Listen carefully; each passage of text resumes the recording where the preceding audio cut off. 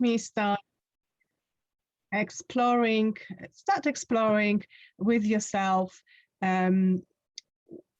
whether it is a case for you that you don't think you deserve what you want. Do you find yourself extremely critical of yourself, as sometimes of most of the times? Do you find that nothing is really good enough for you, like you strive to be perfect? You also, at the same time, in this conquest of perfection, you gathered plenty regrets. You constantly worry and doing what if games in your head. I should have, I could have, I would have, what if? And maybe it's a case that in order to avoid those feelings, you finding yourself very busy in your life. You're becoming human doing instead of human being. You even if you are those people who are doing introspective work, you might even catch yourself feeling or thinking, oh, I don't like the person who I become. There's little to appreciate about me, right? It could be a whole list of things which relate to feelings of unworthiness, and what it is, it's actually a state or the quality of yours when you feel that you lack merit or value, when you compare yourself to someone, or when you think about a certain project or challenge in your life, right? So it really has a huge impact, that unworthiness, on your self-esteem, and some therapists, they will call it shame, or inner blaming, or even inner critic phenomena. It doesn't really matter what jargons we're using. I'm sure you already noticed, if you're watching my videos, that we all sort of using different names for very similar phenomena.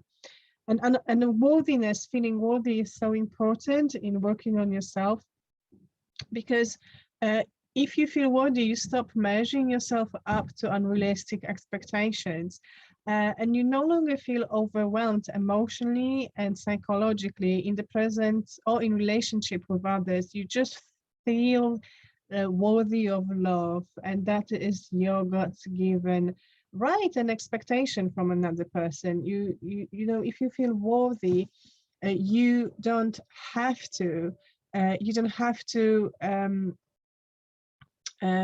withdraw from relationship. You don't have to blame yourself for your faults or others.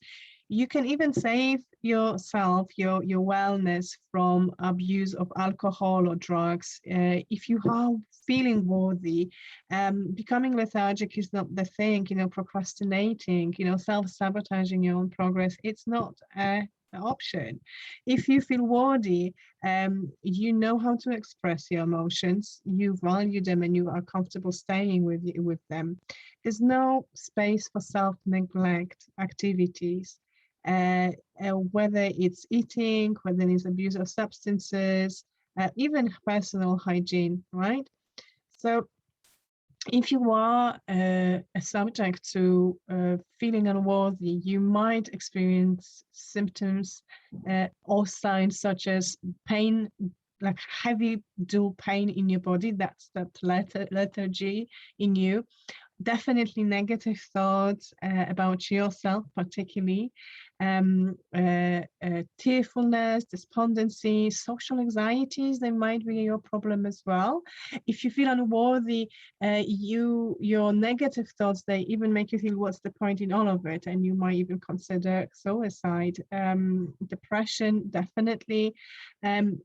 You might actually be a very successful person, and still, when you find yourself in the circle of professionals, you going through imposter syndrome, right? That thought, who are you kidding? Who do you think you are? Everyone can see you through. So huge insecurities can arise from feeling of unworthy. Yeah. there are ways to resolve it. Obviously, the first things come first is introspection. So recognizing, writing down your feelings, your thoughts, being mindful about what's going on in your cognitive sphere. Asking yourself questions. Try ask yourself this question: what is causing me to feel unworthy? What are the feelings of self-doubt that I have? What is it exactly?